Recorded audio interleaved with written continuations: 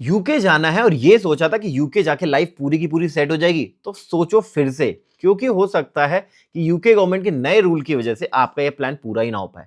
क्योंकि यूके ने अपनी इमिग्रेशन पॉलिसीज में कुछ ऐसे चेंजेस लाने वाली है जिसकी वजह से जो लोग यूके में किसी स्किल्ड वर्कर वीजा पे आने वाले थे या केयर वर्कर वीजा पे आने वाले थे या एज ए स्टूडेंट पढ़ाई करने के लिए आने वाले हैं, उनके लिए ये ड्रीम पूरा ही ना हो, क्योंकि उनके चेंजेस की वजह से कुछ इमिग्रेशन पॉलिसीज ऐसे आ जाएंगे और आपका पाथ ऐसे चेंज हो जाएगा कि आप यूके आ ही नहीं पाओगे।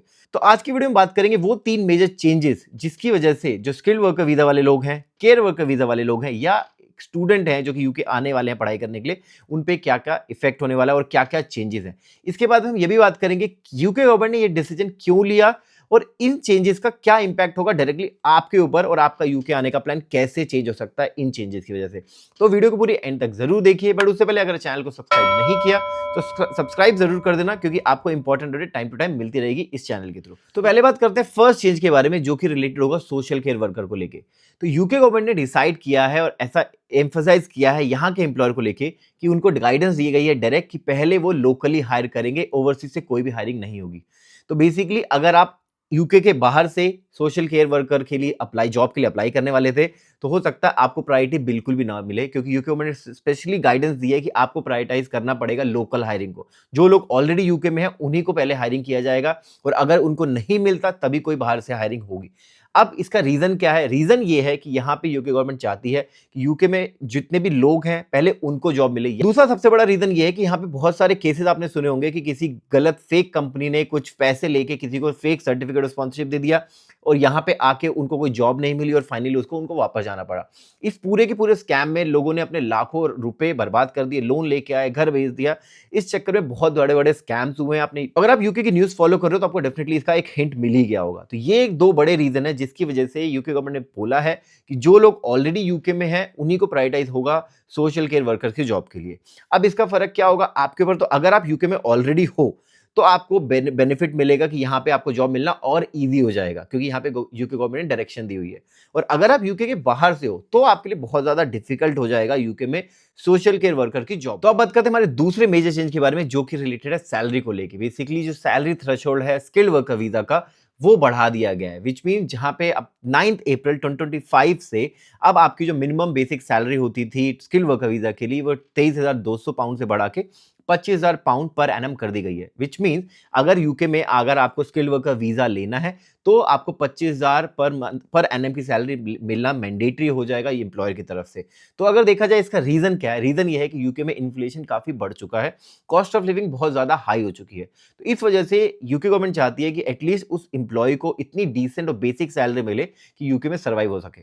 तो अगर हम बात करें इसका फायदा क्या होगा, तो फायदा ये होगा कि अगर आप मिनिमम वेज पे काम करते हो तो अब आपकी सैलरी थोड़ी ज्यादा हो जाएगी, आपको पर मंथ सैलरी ज्यादा मिलेगी, स्पेशली उन लोगों के लिए जो किसी हेल्थ केयर सेक्टर में है, आईटी में है, एजुकेशन सेक्टर में है, जहां पे मिनिमम वेज मिलता है वहां पे अब आपको सैलरी थोड़ी ज्यादा मिलेगी। तो ये एक बहुत अच्छी खबर है। जो तीसरा सबसे बड़ा चेंज आने वाला है वो आने वाला है स्टूडेंट को लेकर। बेसिकली यूके गवर्नमेंट ने अपने जो शॉर्ट टर्म कोर्सेज जो 6 मंथ से लेकर 11 मंथ तक चलते हैं या इंग्लिश लैंग्वेज के कोर्सेज होते हैं, उनके ऊपर अपने रूल्स बहुत टाइट कर दिए हैं, उनकी जो स्क्रूटनी है बहुत ज्यादा टाइट कर दिया है।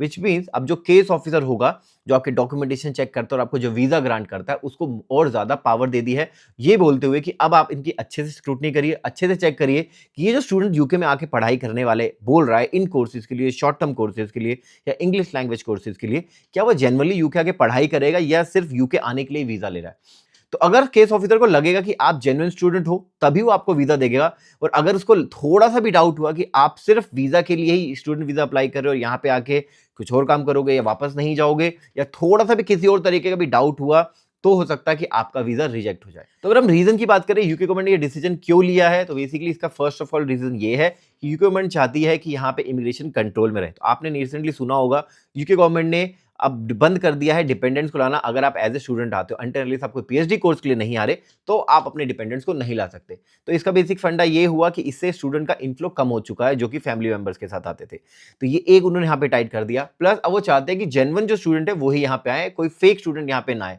तो ये एक बहुत बड़ा रीजन है कि यहाँ पे सिर्फ वो चाहते हैं कि जो पढ़ाई करने आएगा वही यूके में इस स्टूडेंट वीजा पे आया है। तो अगर हम बात करें इसका इंपैक्ट क्या होगा, इंपैक्ट ये होगा कि हो सकता है जो वीजा रिजेक्शन रेशो है वो थोड़ा ज्यादा देखने को मिले, क्योंकि केस ऑफिसर को अगर हल्का सा भी डाउट हुआ, इवन तो आप जेन्युइन स्टूडेंट भी हुए, अगर आपके डॉक्यूमेंटेशन में थोड़ा सा भी उनको केस ऑफिसर को डाउट हुआ हो सकता है आपका वीजा का डायरेक्टली रिजेक्ट हो जाए। तो यहाँ पे होगा कि आपका वीजा रिजेक्शन रेशियो बहुत ज्यादा हो जाएगा, स्पेशली स्टूडेंट वीजा को लेके। तो गाइस ये था आज का वीडियो जहां पे मैंने बताया वो 3 मेजर अपडेट जो कि आपको डायरेक्टली इफेक्ट करने वाले हैं। तो आपको क्या लगता है कि इनमें से कौन सा जो चेंज है वो आपको डायरेक्टली इफेक्ट करेगा, या आपको कोई फर्क ही नहीं पड़ता इन चेंजेस की वजह से? तो मुझे कमेंट सेक्शन में बताइए। तो अगर आपके पास कोई डाउट है तो भी आप हमसे कमेंट सेक्शन में पूछ सकते हो, हम पूरा ट्राई करेंगे आपकी डेफिनेटली हेल्प करने का। So guys we will come up with the next video soon, until then take care, bye.